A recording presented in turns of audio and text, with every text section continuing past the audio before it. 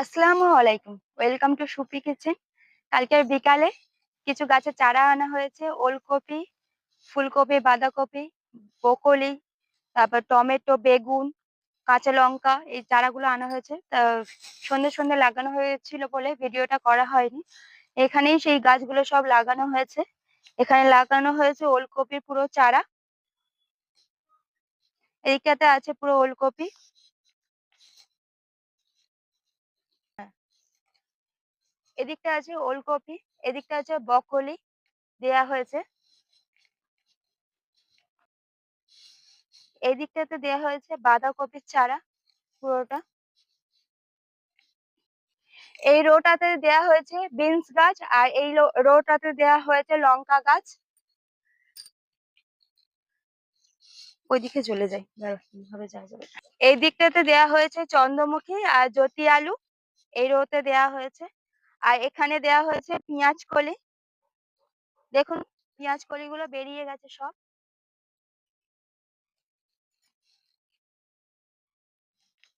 ওই দিকটাতে দেয়া হয়েছে খেসারি কড়াই। এদিকে ছোট ছোট খেসারি কড়াই বেরিয়েছে, এই যে এখানে এই ছোট্ট ছোট্ট বেরিয়েছে এখানে, পুরোটা কোপানো আছে। এদিকে দেয়া হয়েছে মটরশুঁটি, আর এদিকটাতে দেয়া হচ্ছে মূলো আর গাজর।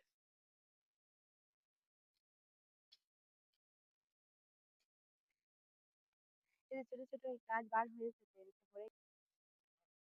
ও, ওই পুরো লম্বা এরকম দেবে, ভাল লাগবে গো, পুরো বেড়ার মতো হয়ে যাবে। হ্যাঁ, ভুট্টা চারা আনা হয়েছে, কালকে লাগানো হবে। আর এদিকে যে গাছগুলো কাটা হয়েছিল পরিষ্কার করা হচ্ছে, এদিকে পোড়ানো হচ্ছে, যে পুরো বাগানটা পরিষ্কার করা হবে। হ্যাঁ।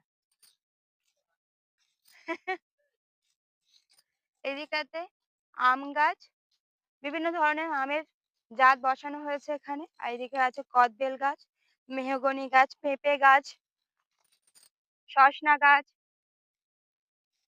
নারকেল গাছ।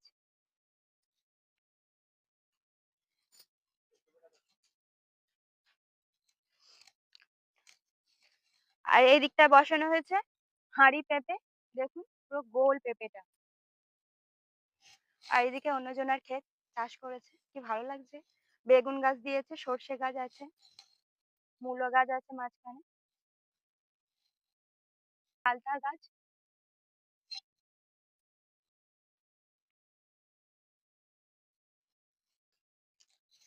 এটা 12 মাসে কাঁঠাল গাছ এটা।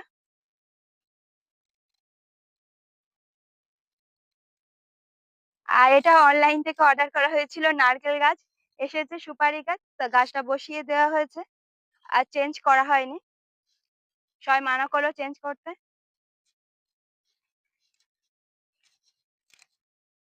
এইটাতে আছে আম গাছ, কাঁঠাল গাছ, সবেদা গাছ, জলপাই গাছ, এই গাছগুলো বসানো হয়েছে। কি বলবো, এটাই আমাদের বাগান বাড়ি। আর সামনের লন গুলোতে ওগুলো ফুল গাছ লাগানো হয়েছে। ফুল গাছগুলো অনেকটাই বড় হয়ে গেছে, ফুলও কুড়ি চলে এসেছে ফুলের।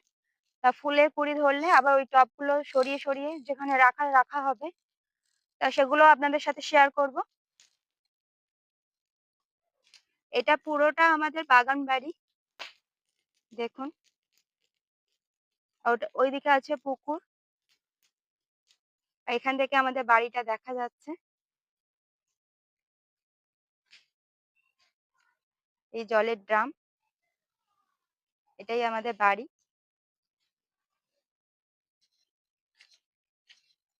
এদিকেও সুপারি গাছ লাগানো হয়েছে। এখানটায় আছে আনারস গাছ।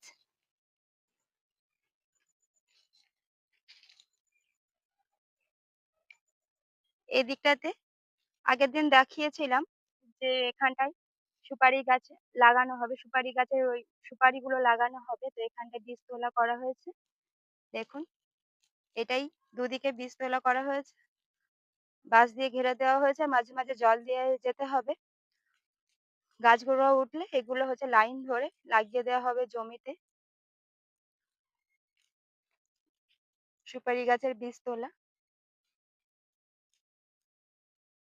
আপনারা যদি জেনে থাকেন অবশ্যই কমেন্ট করবেন এইভাবে সুপারি গাছের বীজ তোলা করা হয় কি। এদিকটাতে পুরো চাষ করা হয়েছে বিভিন্ন ধরনের সবজি। শীতের যে সবজিগুলো হয় এদিকটাতে পুরোটা চাষ করা হয়েছে। আমি তো পুরো আমাদের বাগান বাড়িটা ঘুরে দেখালাম। তো এর সাথেই একটা রেসিপি শেয়ার করব। রেসিপিটা হচ্ছে পোস্তর বড়া। পোস্তর বড়া অনেকেই করতে পারে না, করতে গেলে ভেঙে যায়। তাই আজকে আমি পারফেক্ট পোস্তর বড়া দেখাবো। তো আমার রেসিপিটা ফলো করে বাড়িতে অবশ্যই একবার বানিয়ে খেয়ে দেখবেন। এখন রেসিপিটা দেখে নেওয়া যাক। বড়াটা করার জন্য নিয়ে নিয়েছি পোস্ত আর পেঁয়াজ একটা গোটা কুচিয়ে নিয়েছি আর কিছু কাঁচা লঙ্কা কুচিয়ে নিয়েছি। এই গোটা পোস্তটাই এর মধ্যে কিছু কোচানো কাঁচা লঙ্কা দিয়ে পোস্তটাকে জাস্ট ভেঙে নেব, একটু গুঁড়ো মতো করে নেব যাতে একটু দানা দানা থাকে, সেইভাবেই করে নেব। পোস্ত আর কাঁচা লঙ্কাটা ঠিক এইভাবেই ঝুড়ো ঝুড়ো করে ভেঙে নিয়েছি।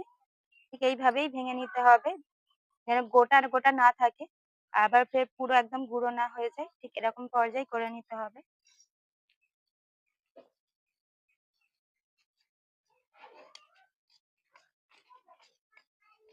মিক্সিতে না করেও যদি শিলপাটাতে করে নিতে চাই তাহলে শুকনো অবস্থায় কাঁচা লঙ্কা দিয়ে আর একটু মিহি করে ভেঙে নিতে হবে, জল ছাড়া।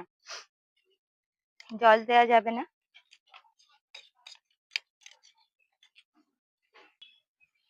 পেঁয়াজটা আমি মিহি করে কুচে নিয়েছিলাম সেটা দিয়ে দেব, আর কাঁচা লঙ্কা কুচিটা যেটা এক্সট্রা রেখেছিলাম সেটাও দিয়ে দেব।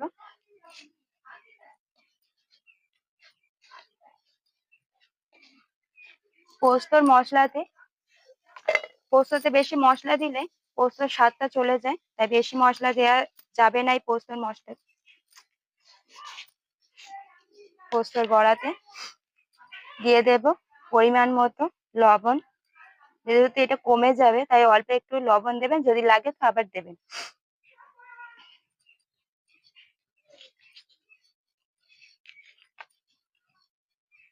অল্প একটু সর্ষের তেল,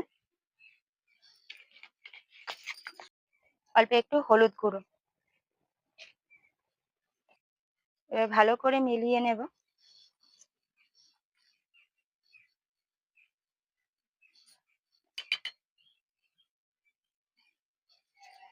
একেবারে জল দেবেন না। আপনারা এই পোস্তর বড়াটা যদি করতে চান তাহলে একটা চামচ ব্যবহার, এই চামচের সাহায্যেই অল্প অল্প জল দিয়ে ডোটা করে নিতে হবে। বেশি জল দিলে তাহলে এটা কাদা কাদা হয়ে যাবে, আর কড়াতে দিলে কড়াইতে ভেঙে যেতে পারে, পারফেক্ট হবে না তাহলে আর। এইভাবে একটু একটু জল দিয়ে ডোটা করে নিতে হবে। পোস্তর বড়ার ডোটা একদম আমাদের রেডি। দেখুন, না পাতলা হয়েছে না একদম টাইট হয়েছে, যেমন ডো লাগবে ঠিক সেইভাবে পারফেক্ট আমি করে নিয়েছি। এবার এখান থেকে ছোট ছোট বড়া শেপ দিয়ে নেব।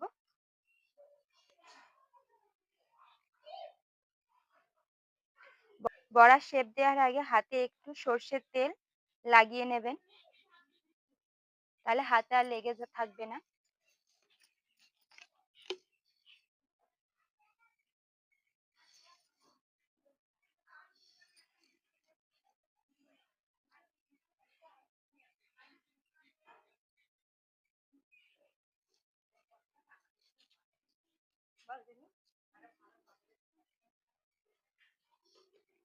ছোট ছোট পোস্তগুলো বড়া শেপ দিয়ে নেব।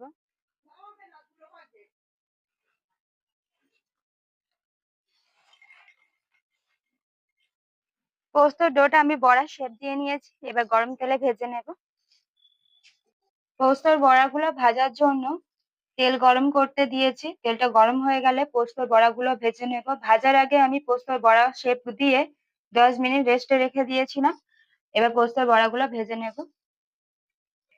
তেলটা গরম হয়ে গেছে, এবার বড়াগুলো দিয়ে দেব।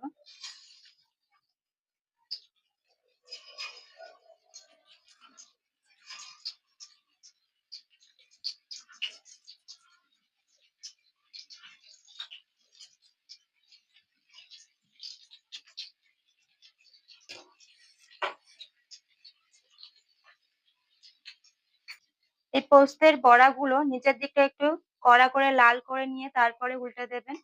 আর দেখুন এইভাবে পোস্তর বড়া করলে আর কড়ার গায়ে লেগে যাবে না। কেমন সুন্দর ছেড়ে যাচ্ছে কড়া থেকে।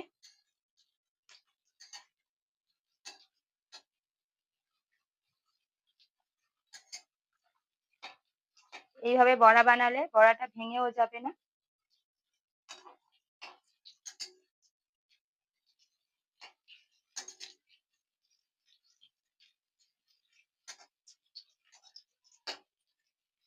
পোস্তের বড়াগুলো আমি লাল লাল করে ভেজে নিয়েছি, এবার তুলে নেব।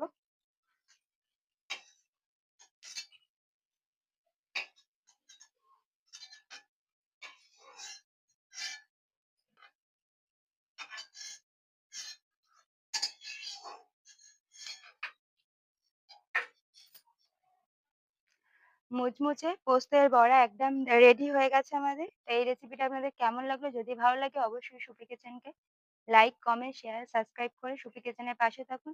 এখানে আমার ভিডিওটা শেষ করছি। টাটা, সবাই ভালো থাকবেন, সুস্থ থাকবেন। দেখা হবে নেক্সট কোনো ভিডিও নিয়ে। আপাতত টাটা।